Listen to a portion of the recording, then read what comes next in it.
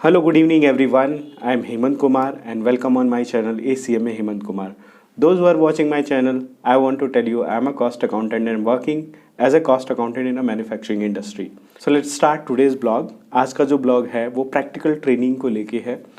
बहुत से लोग कंफ्यूज रहते हैं कि प्रैक्टिकल ट्रेनिंग कब करनी चाहिए, कहाँ करनी चाहिए और कैसे ढूंढनी चाहिए. तो मैं इतना बता सकता हूँ कि जो मेरा एक्सपीरियंस रहा है प्रैक्टिकल ट्रेनिंग का, मैंने भी कॉस्ट अकाउंटिंग फर्म में प्रैक्टिकल ट्रेनिंग की थी. वहीं से मैंने कॉस्टिंग के बारे में समझा था, कॉस्टिंग क्या होती है, किस तरह से कॉस्टिंग में चीज़ें आती हैं, किस तरह की एमआईएस बनती है, कॉस्ट ऑडिट रिपोर्ट क्या होती है, कैश फ्लो बनाना एक्सेट्रा मैंने फर्म में ही सीखा था. तो मैंने भी प्रैक्टिकल ट्रेनिंग ढूंढने के लिए बहुत ही जद्दोजहद लगाई थी, तब जाके मुझे एक फर्म में जाके ट्रेनिंग मिली थी.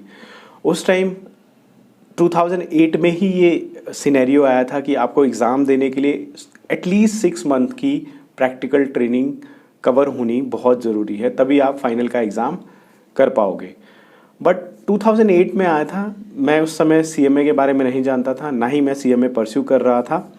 बट जब हमने इंटर का जब क्रॉस किया, इंटर में हमें पता चला कि ये सिनेरियो भी है.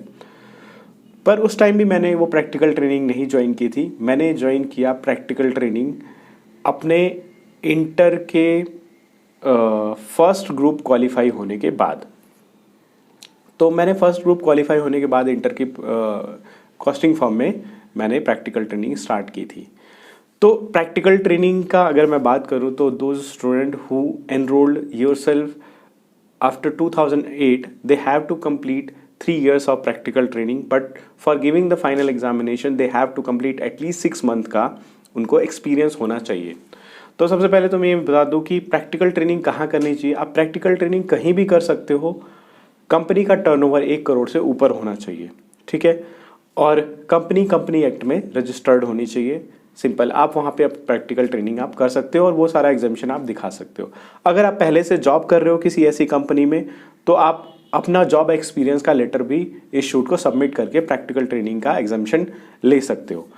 चाहे वो 3 ईयर का हो, चाहे 1 साल का हो, चाहे वो 6 मंथ का हो, ठीक है.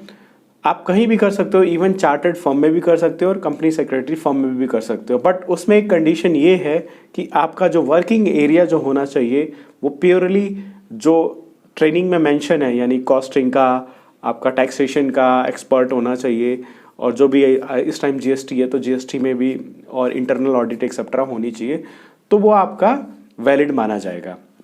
एक बार फिर भी इसको क्रॉस चेक कर लेना, बट मेरे ख्याल से ऐसा मेंशन है. सो आप ये सारी प्रैक्टिकल ट्रेनिंग ऐसे ऐसी जगह पे आप कर सकते हो. अब मैं बात करता हूँ प्रैक्टिकल ट्रेनिंग स्टार्ट कब करनी चाहिए ताकि आपका टाइम भी बच जाए और आपका जो एग्ज़ाम है वो हैम्पर भी ना हो.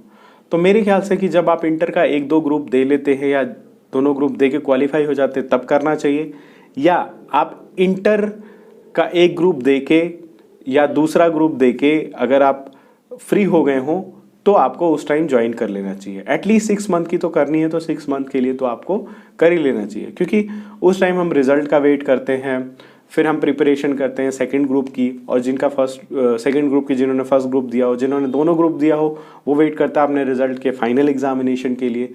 तो उस बीच में आपको प्रैक्टिकल ट्रेनिंग कर लेनी चाहिए. अगर मैं बात करूं कि जो स्टूडेंट अगर सपोज कि फर्स्ट ग्रुप या सेकंड ग्रुप जिन्होंने दिया और रिजल्ट आया और लकीली वो क्वालिफाई नहीं हो पाए, तो इन दैट केस उनको प्रैक्टिकल ट्रेनिंग उस टाइम ज्वाइन कर लेनी चाहिए, ताकि उसके बाद सिर्फ अगर आप एक बार प्रिपरेशन कर लेते हैं तो उसके बाद आपको रिवीजन ही करनी रहती है. और आप किसी फर्म में ट्रेनिंग करते हैं तो आपको इतना इनफ टाइम मिल सकता है कि आप अपना जो सिलेबस है वो अच्छे से रिवाइज कर सकते हैं.